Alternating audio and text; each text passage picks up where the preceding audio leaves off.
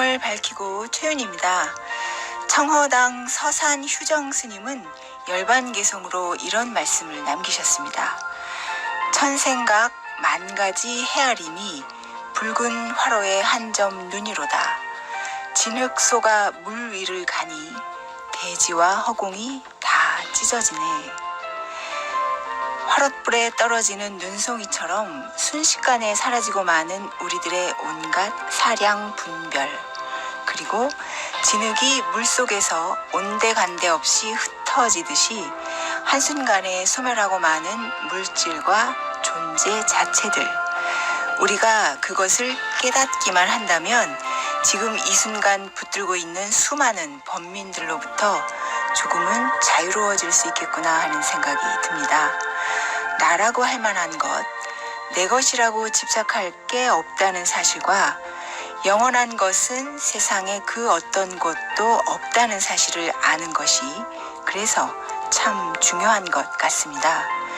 우리가 매 순간 여실직연하게 깨어 있어야 하는 것도 어쩌면 존재하는 이상 멈출 수 없는 것이라는 생각도 해봅니다.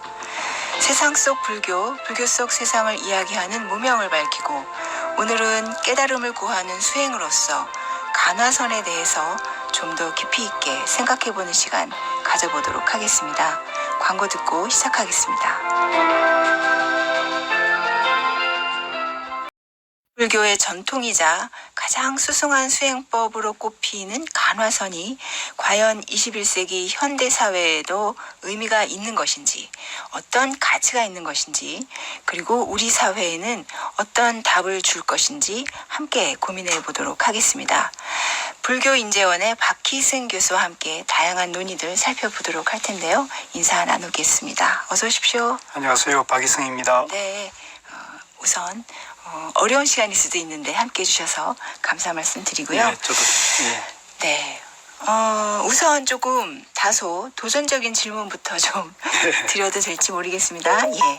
엄밀하게 따진다면 간화선은 부처님께서 제시하신 수행법 혹은 뭐 좀 더 광의에 넓게 해석을 했을 때의 그 수행법은 아닌 것으로 우리가 이렇게 알고 있는데요. 사실은 이제 중국 불교에서 시작이 돼서 오늘날 한국 불교가 이제 선불교의 전통에서 이렇게 받아들이고 또 전통도 이어오고 있는 그런 이제 상황이라고 볼 수가 있겠습니다. 자, 간화선의 정통성에 대해서 교수님 어떤 생각을 하고 계신지 좀 먼저 여쭤보겠습니다. 네, 아주 좋은 말씀인데요. 네. 부처님이 이제 생로병사의 괴로움을 벗어나기 위해 가지고 출가를 하셨고 또 네. 명상을 하셨고요. 또 명상을 통해서 이제 깨달음을 성취해서 생로병사의 괴로움을 해탈했다고 선언하시잖아요. 그래서 그 부처님 시대나 지금이나 생로병사의 고통은 여전하기 때문에 지금 시대에도 이제 생로병사의 고통을 벗어나는 빠른 길을 이제 찾게 되는데요. 그 중에서 선은 비록 중국에서 정립이 됐지만 부처님의 깨달음이 중도라는 것, 그 중도를 전통으로 해서 수행 체계를 좀 개발해서 만든 것이 이제 화두참선이라는 방법이거든요. 그래서 부처님의 깨달음도 중도고 또 중국 선사들의 깨달음도 중도고 한국 선사들의 깨달음도 중도이기 때문에 네. 중도를 근본으로 하는 것은 인류 어떤 지역이나 민족을 초월해서 보편적이어 가지고요. 그래서 그 중도를 기반으로 깨달음을 추구하는 것이 선종이기 때문에 화두참선은 그 중도를 바로 이렇게 체험하는 네. 좀 빠른 방법을 개발한 택입니다. 네. 그래서 모든 선은 화두참선은 부처님의 깨달음이 근본인 중도를 바탕으로 해서 수행법을 창안한 것이기 때문에 부처님의 근본 가르침에 가장 부합하고 있다고 저는 보고 있습니다. 네. 그러면 어떤 면에서 이 간화선을 가장 수승한 수행법이라고 하는 것인지, 그 수준은 어떻게 나누고 무엇이 가장 수승하다라고 하는 것인지, 좀 전에 이제 중도에 기반한 수행법이다라는 말씀을 하셨지만 그래도 조금 세밀하게 들어가 보면 어떨까요? 네, 부처님이 이제 깨치시고 충도를 깨치시고 이 세상을 다시 둘러보니까 이 세상 만물이 당신을 포함해 가지고 본래 완전하다, 본래 네. 깨쳐져 있다. 예. 그래서 본래 성불이라는 그런 말씀을 쓰셨어요. 네. 본래 깨달아져 있는데 단지 분별망상에 가로막혀서 자기 본래 면목을 보지 못하고 있구나. 그래서 이 분별망상만 이제 몰로 깨치면은 본래 자신이 완성되어 있다는, 절대적이고 무한한 능력을 가지고 있다는 것을 이제 바로 누릴 수가 있다는 것을 아신 거거든요. 네. 그런데 그 중도를 이제 중도의 입장에서 보면은 중생이니 부처니 하는 것은 분별망상으로 보고 있거든요. 깨달음이니 그렇죠. 분별심일 수 있죠. 예. 깨달음이니 미망이니 네. 이 부처와 중생을 나누는 거, 이런 것들은 전부 상대분별이기 때문에 부처님의 깨달음 세계 입장에서 보면 그건 어디까지나 망상이고 잡념에 불과한 겁니다. 그래서 그런데 부처님이 깨치시고 그런 설법을 초전법륜에서 보면은 중도를 깨쳤노라 이렇게 말씀을 했는데, 첫 설법을 듣던 5 제자들이 그 중도에 대해서 처음 듣는 말이니까 네. 의아해하죠. 네. 그러니까 부처님께서도 중도란 무엇이냐고 하시면서 중도를 다시 설명하는데, 중도는 8가지 바른 길이다 해서 8정도를 그 중도로 설명하시거든요. 그래서 네. 정견으로 해가지고 정사유 이렇게 네. 나가는 거 있지 않습니까? 네. 그래서 그 중도는 곧 8정도를 말하는 건데, 네. 그 8정도와 중도라는 것을 이제 통해 가지고 이제 그 부처님의 깨달음이 중도를 근본으로 하지만은 8정도, 사성제, 삼법인 이런 다양한 영기, 무아 이런 다양한 법문을 8만 대장경에 다 펼쳐 놓으셨죠. 네. 근데 그것은 이제 깨달음의 근본이 중도이지만 그 부처님을 만나는 그런 일반 대중은 근기가 너무나 다양하기 때문에 네, 그 맞습니다. 근기에 맞게 이제 이렇게 부처님 깨달음이 중도를 알아먹는 사람은 중도라고 얘기하고, 그걸 모르는 사람들에게는 이제 연기를 얘기하기도 하고 무아를 얘기하기도 해서 다양한 법문을 하시는데, 그 근본이 중도라는 것은 어디까지나 공통된 것이기 때문에 그런 면에서 중도를 충실하는 것은 방편 법문이 아니고 근본 법문이 할 수 있습니다. 그래서 방편 법문은 너가 중생이니까 점점 열심히 닦아서 네.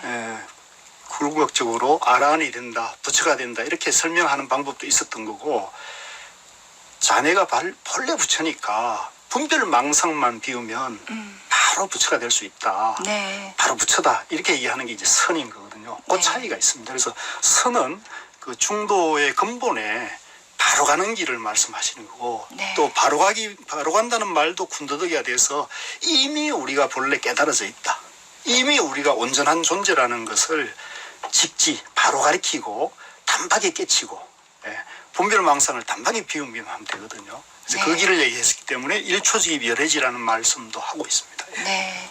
가장 빠른 수행법이기에 예. 수승하다고 하는 것이다. 예, 그렇습니다. 라고 받아들여집니다. 그리고 직지인심을 지금 말씀을 하셨는데요. 그렇다면 이 관하서는 전문 수행자는 물론이고 누구나 할 수 있는 것입니까? 가장 빠른 것이니까요. 예, 이제 거기에 많은 오해가 있고, 또 오늘 이제 지금 말씀하신 것도 이 방송을 듣는 분들도 나 같은 그 학은기가, 나 같은 네. 중생이 과연 내가 참선을 할 수 있을까, 화두를 할 수 있을까 이런 생각들을 많이 가지잖아요. 저도 어렸을 때 처음에 참선 접했을 때는 참선이 잘 안 됐어요. 화두가 잘 안 되더라고요. 그래서 그 고민하다가 나는 이 스님들이 공부하는 거고 상근기나 하는 거니까 나 같은 하근기 제가자는 참선을 할 수 없겠구나 이렇게 포기를 했었거든요. 근데 저는 이제 그 뒤에 운이 좋아가지고 산중에 선지식을 만나가지고 그 네. 선지식의 법문을 들으니까 너무나 쉽고, 너무 쉽다는 건 뭐냐면 네가 본래 부처다. 그 안에 못나고 중생이라는 착각만, 망상만 몰록 비우면 바로 부처로 이 지혜와 모든 복덕을 누릴 수 있다는 말씀을 듣고는 저희한테는 굉장히 감동이더라고요. 네. 그래서 내가 이걸 공부를 해봐야겠다 해서 이제 그 길을 이제 가게 됐는데, 그래서 쭉 공부를 해보니까 화두참선을 개발하신 그 부처님의 그 제자들 중에 대해종고 스님이라는 분이 계십니다. 네, 대해종고 스님은 네. 중국의 대해종고 스님은 이제 송나라 시대의 선사인데, 이분은 그 송나라 시대에 지금으로 말하면 이제 국무총리 같은 성상이나 뭐 장차관급 고위 사대부들하고 이제 교류를 하는데요. 네. 이제 그분들이 이제 국정을 운영하다가 여러 가지 스트레스도 받고 마음이 고생도 하잖아요. 그때 대해 스님이 화두를 하면은 마음이 밝아지고 편안해지니까 그런 걸 화두 참선을 통해서 용기를 내서 국정을 잘 운영하고 네. 당신 마음을 잘 밝히시오 이렇게 했기 때문에 가나선 화두 참선은 어찌 보면은 제가자들을 위해서 창안이 된 공부 방법이라 할 정도로 네. 이건 보편성이 있다고 저는 보고 있습니다. 네. 중국의 이제 대종고 스님이 당시 이제 요즘으로 치면은 고위 공직자들이 여러 가지 상황에 뭐 딜레마에 빠지거나 해서 어려움에 봉착했을 때 이 화두선 하나로 생각의 물길을 트고 어떤 그 추구하고자 하는 방향을 완전히 반전으로 예, 그렇습니다. 이끌었던 그렇습니다. 그런 상황도 이제 있었습니다. 역사적으로도 있었고 예. 아마도 그 가장 빠른 방법이고 수승한 수행법이고 누구나 할 수 있는 것인데 다만 준비가 필요하겠구나 하는 생각이 듭니다. 지금 교수님 말씀 들으면서 그렇죠. 네. 이제 이 가나선은 우리가 본래 성불에 있다는 입장이기 때문에 네. 사실은 빠르고 느린다는 표현도 어울리지 않을 정도로 이제 그렇죠. 내 안에 네. 착각, 분별 망상만 몰록 비우면 되거든요. 네. 근데 이제 그러나 그것이 쉽겠습니까? 네. 그건 또 사실은 간단치 않은 문제거든요. 그래서 여기에 이제 또 하나 오해가 있는 것이 가나선이 최상승이라 해가지고 다른 어떤 수행법들을 하열시하거나 그렇죠. 또 상대적으로 이렇게 차별하는 경향도 없지 않아 있거든요. 그런데 그것은 저는 제가 공부하는 입장에서 보면 순전히 오해입니다. 그래서 가나선이 수승하다거나 최상승이라는 것은 그런 뜻이 아니고 최상인이 최하가 없는 어떤 상대 분별이 없는 거기 때문에 뭐 빠르고 느껴가는 차이는 있겠지만 이것이 모두 중도 연기, 부처님의 가르침에 입각한 것이라면 모든 수행법은 평등하다고 봅니다. 그러나 다만 화두참선은 자기가 본래 부처라는 입장에서 착각과 망상을 뭘로 깨치면 되니까, 뭘로 비우면 되니까 이제 빠르다 해서 이제 최상승이라는 표현을 쓰는데, 그 최상승이란 말은 최상인이 최하가 있다는 그런 상대 분별의 최상 최하가 아니고 절대적인 걸 말합니다. 모두가 중도 불이, 모두가 하나라는 연기라는 그런 입장에서 말하기 때문에 그 말에 좀 오해가 있는 것이 아닌가 이렇게 생각을 했어요. 네. 그래서 가나선은 최상승이라 하더라도 그것이 우열이 있는 상대 분별의 우열이 아니고 절대 세계를 말하는 것이라는 것을 하나 말씀드리고 싶습니다. 네. 사실 간화선의 핵심은 화두라고 할 수 있습니다. 화두를 빼놓고서는 뭐 말을 할 수가 없는데 이 화두 말머리라고는 뭐 바로 해석을 할 수 있는데 화두가 탄생하게 된 역사적인 맥락과 또 당시의 주변 상황들을 좀 전혀 고려치 않고 문구 하나만 붙들게 되는 경우 이것도 조금 경계를 해야 되지 않을까요? 이제 그것은 이제 시대 상황도 작용을 하고요. 네. 또 불교가 인도에서 탄생해서 사방팔방으로 펼쳐나가다가 중국이라는 이제 지역에 맞는 그 변화 과정에서 탄생한 공부 방법이라고 보면 될 것 같습니다. 그래서 공부 방법 차원에서요. 근데 그게 공부 방법인데 이제 부처님 당시에도 보면은 부처님의 깨달음에 대해서 많은 제자들이 이제 문답을 하지 않습니까? 네. 그 문답의 기록이 이제 경전인 거고요.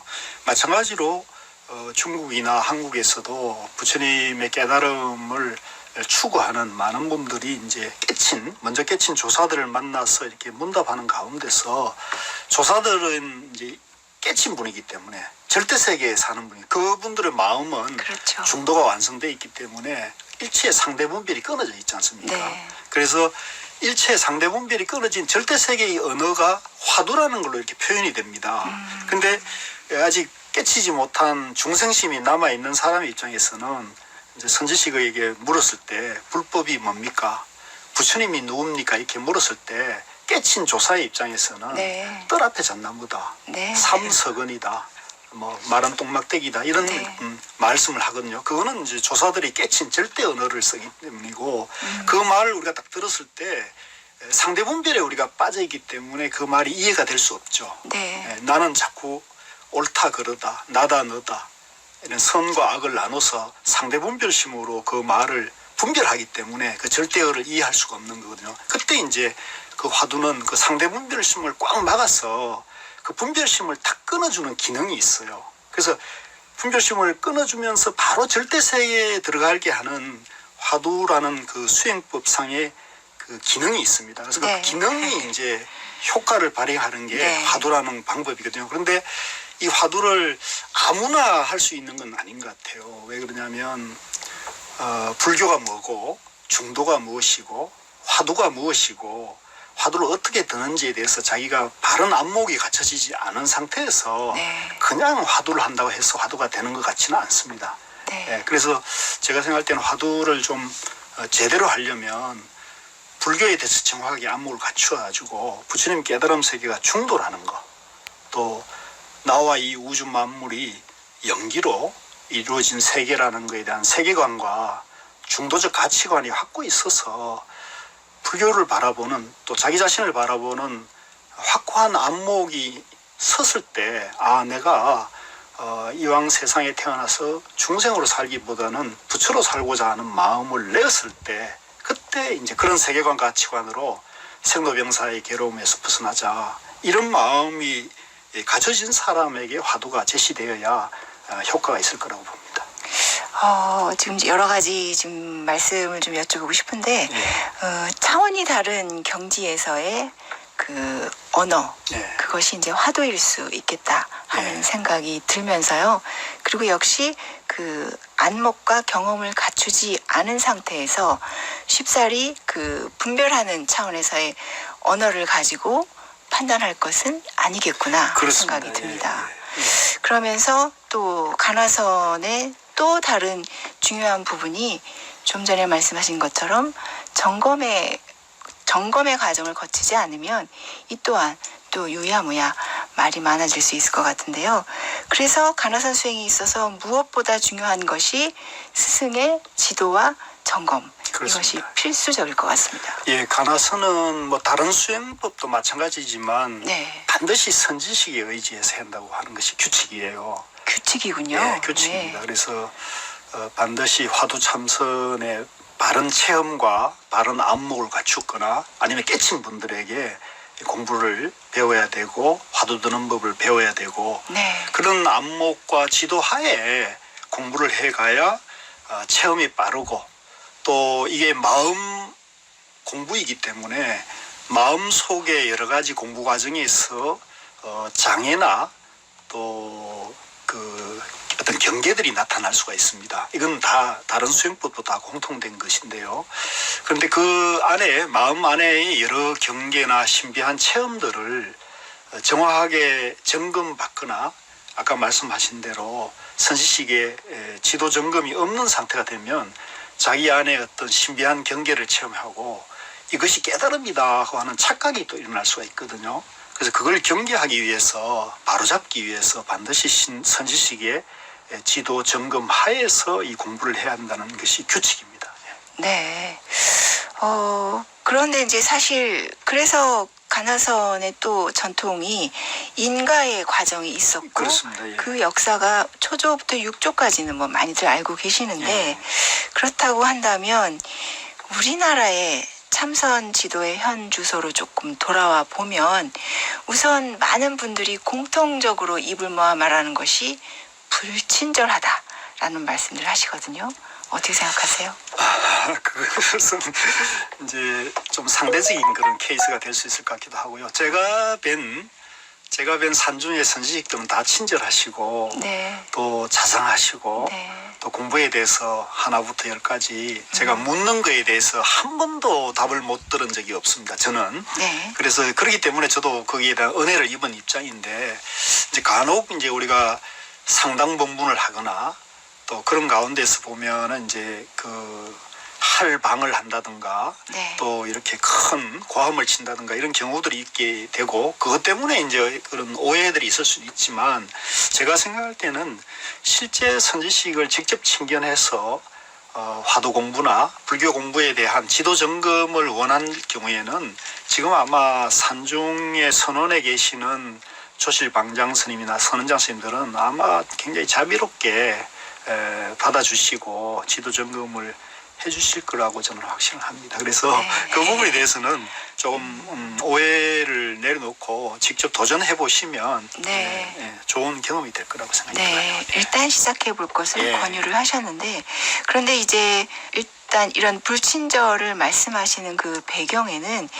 간화선이 이제 여러 가지 뭐 최고로 수승하고 좋고 가장 빠르고 확고한 어떤 그 수행법으로서 누구나 인정하지만 그것을 접근하고 시도하는 그 과정조차가 굉장히 벽이 높습니다. 일반인들에게는. 그런 면은 좀 네. 우리가 그래서 일정 인정합니다. 정도 좀 어떤 그 일반인들도 쉽게 요즘 그 보통 사람들이 그 아직 분별심에서 벗어나지 못하는 일반인들이 쉽게 이해할 수 있는 매뉴얼이라도 있었으면 하는 생각들을 하시거든요. 그 부분은 저도 굉장히 공감하고 있고요. 또 네. 현실적으로 도심에서 그런 활동을 하고 또 제가 종단에 있으면서도 이런 문제 수행을 대중화하는 문제를 고민했을 때 가장 직면하는 문제가 우리 산중의 어떤 전통 참선 공부가 도심에서 일반 대중을 만나기가 쉽지 않은 문제. 그죠? 네. 그다음에 그것을 제대로 안내해 줄 수 있는 선지식들도 산중에 계시기 때문에 우리가 도심에서 만나기 어려운 문제가 있고요. 또 그런 것을 보완하려면은 말씀하신 그런 프로그램이나 매뉴얼이나 좋은 교재들이 다양해야 되는데 그것은 굉장히 많이 부족하다는 것에 대해서 저도 절감을 하고 있습니다. 그래서 한 10여 년 전에 제가 종단에서 이제 그런 가나선 종책을 기획할 때는 선언수자회 스님들하고 조계종 교육원이 공동으로 가나선이라는 수행 지침서도 만들어내고요. 또 포교연구실에서 가나선이라는 그 입문서도 만들어내고 또 가나선을 대중화하기 위한 프로그램 개발도 하고 매뉴얼도 만들고 이렇게 나름대로 애를 썼습니다만은 아직도 많이 턱없이 부족하고 그에 비해 이제 그 서양에서 지금 굉장히 확산되고 있는 마음챙김 명상이라든가 티베트 불교의 여러 수행 프로그램들 이런 프로그램들은 이미 현대 과학과 만나가지고 굉장히 그 비약적인 발전을 하고 있다는 걸 눈앞에서 보고 있습니다. 그래서 저도 그런 부분에 대해서는 찬탄하고 고마워하면서도 한편으로는 가나선 현실에서 보면 우리가 굉장히 많이 느리고 부족한 점이 많구나 하는 것을 그 반성하고 있습니다. 한 몇 년 전에 그 한산사 용성선언의 월암 스님께서 내신 책 제목이 저는 굉장히 오래도록 기억에 남았는데요. 친절한 가나선. 예, 그렇습니다. 예. 네, 모두가 원하는 그런 내용이었거든요. 네. 그래서 월암 스님께서는 이제 중국에서 공부를 마치고 한국인에 돌아오셔서 가나선을 통해서 신앙, 수행, 뭐 어떤 그 생활에 있어서 하나로 이렇게 녹아드는 선수행의 지침서로 이 책을 펴내셨다. 이런 말씀을 이제 인터뷰를 통해서 제가 확인을 할 수가 있었는데 그런 만큼 현대인들은 그 차원이 다른 세계에서의 그 언서를 뛰어넘은 그 가르침을 논하고 있는 것을 알려면 아직 그 차원에 도달하지 못한 일반인들의 입장에서는 뭐 최근에 각광받고 있는 MBSR처럼 8주 아니면 몇 주 해서 단계별로 이런 그 설명서 뭐 이런 그 해석서 간단하면서도 또 쉽게 온라인이 됐든 어디가 됐든 요즘은 또 그 점검의 과정도 굉장히 디지털화해서 이렇게 하고 있는 수행법을 하고 있는 단체들도 있어서요. 그래서 이제 혹시 뭐 인접 학문에서는 심리학이라든가 상담 심리학 같은 데서도 내용이나 프로그램을 들여다보면 결국은 저 밑바탕 그 학문의 기저에는 가나선이 있었다라는 거죠.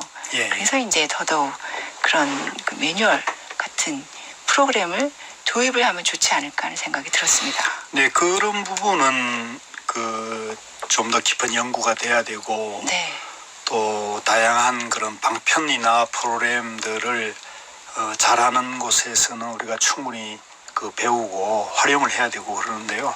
다만 지금 우리 산중 선원에 계시는 선성들께서는 이제 기본적인 좀 이 문제나 이 세상을 바라보는 입장이 모든 이가 본래 성불에 있기 때문에 모두 본래 부처이기 때문에 법을 설해달라 하더라도 당신이 아직 그런 법을 설할 만한 공부의 어떤 안목이나 깨달음이나 이런 것이 돼 있지 않다는 겸손의 입장에서 그런 있죠. 것들 사양하는 경우도 많이 예. 있거든요. 그래서 이제 그런 부분들이 그 이 한국 선불교의 전통 속에서 현대인들의 다양한 그런 요구와 어떻게 이제 교섭을 하고 소통이 이루어질 것은 과제입니다. 그래서 네. 최근에 이제 제가 우리 조계종 독립선언인 봉암사 앞에 전국 선언 수자회 스님들하고 세계 명상마을을 지금 건립하는 일을 같이 제가 실무적으로 뒷받침해서 하고 있는데요. 네.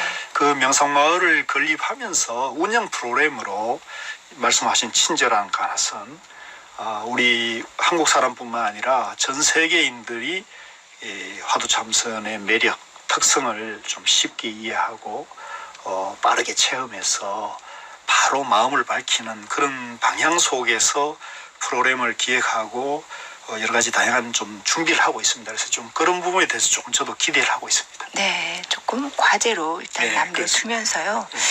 그런가 하면 이제 가나선 수행에 있어서 뭐 제일 큰 어려운 점이라고 한다면 역시 그 경험이라든가 그 체험이 굉장히 개인적인 것에 이렇게 머물고 있어서 어떤 경지에 도달을 했다고 하더라도 그것을 제3자는 어떻게 받아들일 것이며 보여줄 수도 없고 말로 설명할 수도 없고 그래서 더더욱이 이렇게 그 간극을 쉽사리 좁히지 못하게 하는 것 같아서요.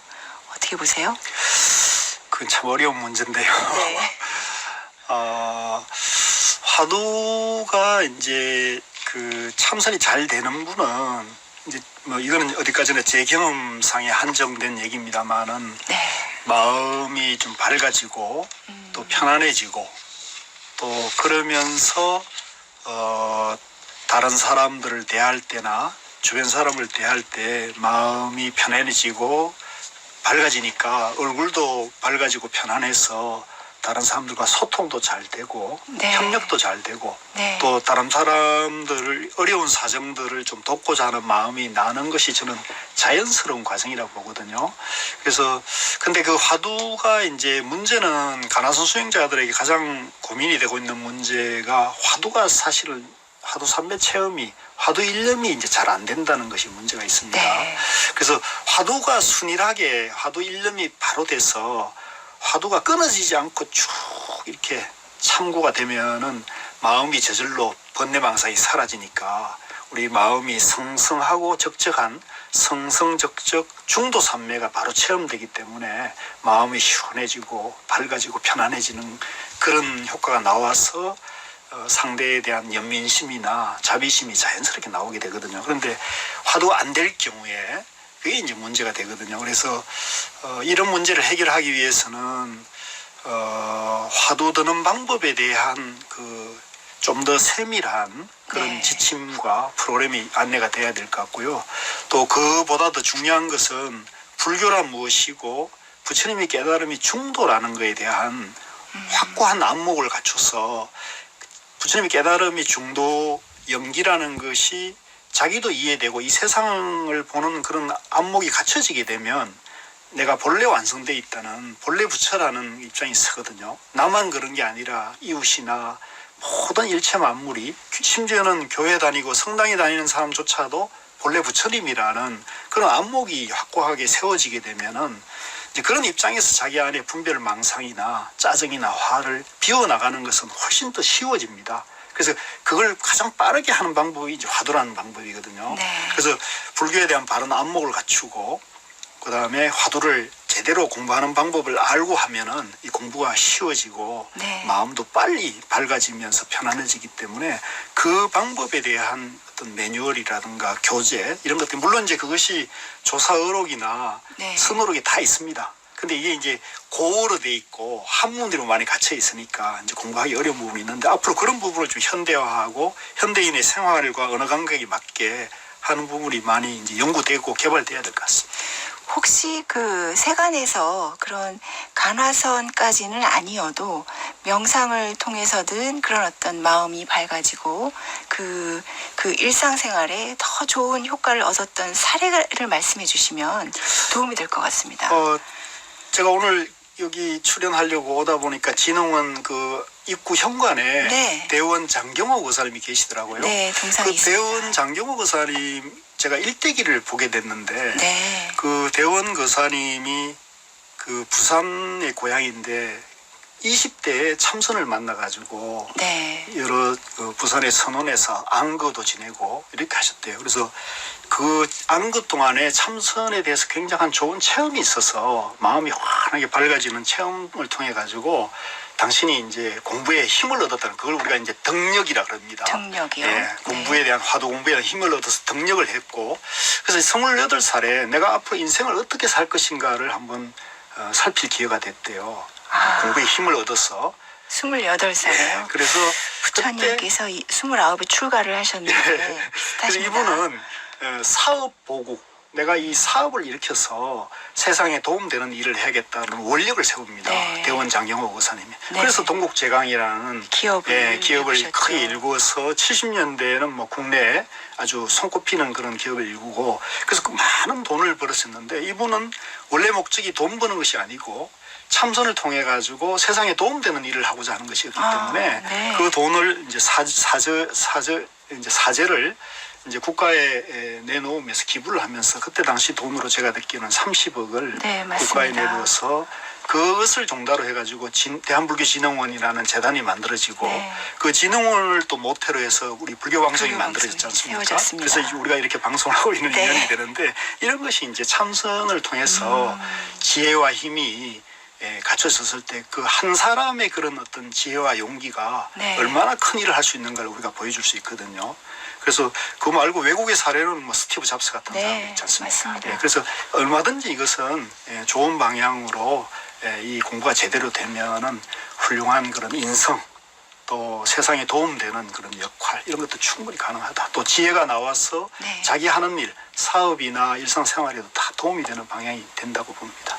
한 가지만 더 말씀드린다면 내년 3월에 예. 그 미국의 실리콘밸리에서 그 기업인들이 명상을 하고 있잖아요. 예. 위스덤 2.0이 우리나라에서 열리더라고요. 예, 그 그렇습니다. 역시도 출발은 참선이었습니다. 참선. 예. 명상이란 이름으로 예. 지금 하고는 있지만 뭐 기회가 되면 또 그 부분 예, 한번 그렇습니다. 말씀을 드리도록 하고요. 그래서 참선을 한다고 하는 것이 현대인들에게 당장 나에게 어떤 행복과 그 이익을 가져다 줄 것인가 하는 것은 사실 뭐 다 드러나 있다는 것이다라는 것 사례를 지금 말씀해 주셔서 예. 또 생각을 해볼 수가 있는데 불교에서 상거보리 하화 중생으로 대표되는 이 보살심 이것이 현실적으로도 실제적으로 구현이 가능한 것입니까 그러면? 예, 그 부분에 대해서 이제 좀 또 오해가 있는 것이 네.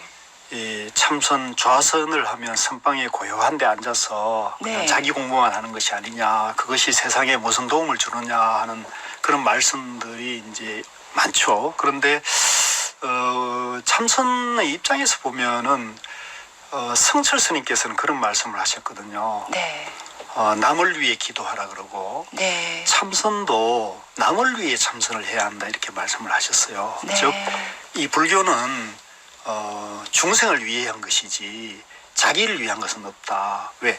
불교는 자기라는 것이 없잖아요. 네. 불교는 영기고 무하기 때문에 자기가 있다고 생각하면 그것은 양변이죠. 착각이고요. 분별망상이죠. 그래서 불교의 모든 수행이나 참선의 모든 수행의 방향은 남을 위한 것이 되어야 한다는 것이 이제 우리 불조와 또 조사 선지들의 한결같은 가르침이거든요. 그래서 참선을 하면 할수록 남을 위하는 마음 속에서 돼야 되고 남을 이익되게 하고 남이 잘 되도록 하는 쪽으로 방향을 잡고 하게 되면 참선도 잘 되고 그 다음에 거기에 대한 생활도 좋은 변화가 올 거라고 저는 확신하고 있고요. 제가 하고 있는 불교 인재원의 그 생활 참선하시는 분들과 이제 여러 가지 과정에서 이렇게 자기가 공부를 점검해 보면 네. 대체로는 불교에 대한 정견을 세우고 참선을 생활 속에서 하루에 5분이라도 좌선을 하면은 그 좌선한 마음의 어떤 밝아짐이나 지혜가 가족들에게나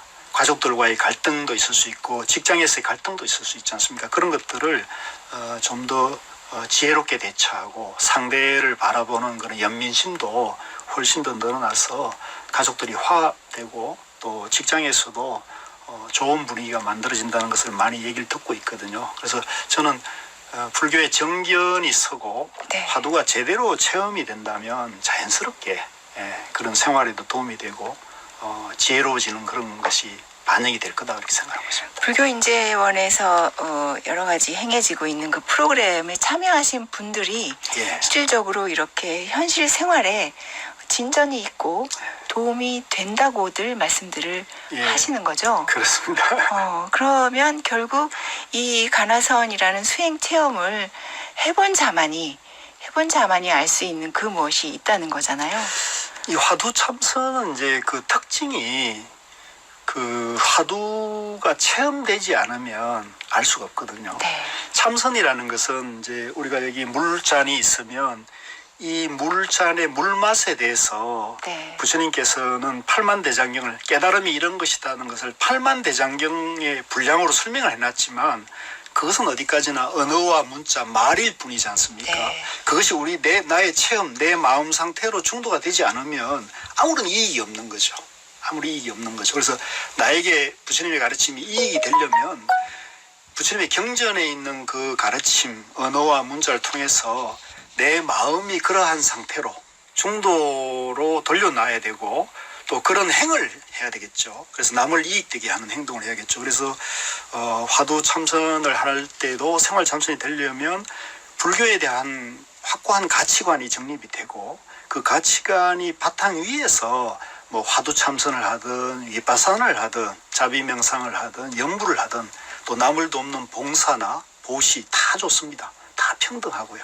그런 정견이 바탕된 그런 불교 수행이라면 차별이 있을 수 없거든요. 네. 예, 그래서 그런 것을 하게 되면은 저는 자기도 마음이 밝아지고 지혜로워지고 또 세상에도 좋은 그런 도움이 될 거라고 확신을 하는데 문제는 이제 그것을 바라보는 안목이나 실천의 정도 이런 것들이 다 금기마다 다양하기 때문에 네. 그것에서 오는 이제 어려움이 좀 있는 것 같습니다. 네. 컵에 물을 표현한 것은 어디까지나 그냥 표현일 뿐 그렇습니다. 먹어봐야 내 것이 되니까요. 그렇죠. 자기에게 이익이 되고 네. 내 체험이 되죠. 예. 그래서 불교가 좋다는 것은 반드시 수행을 통해서 체험이 되지 않으면 네. 이것은 어디까지나 언어와 문자의 세계, 상대분별의 세계에 국한되는 거거든요. 그래서 네. 화두는 그 상대분별의 언어, 네. 문자를 상대분별심을 바로 깨서 바로 자기 마음이 중도세계, 절대세계라는 거를 바로 들어가게 하기 때문에 이게 효과가 좀 빠르다고 볼 수 있습니다.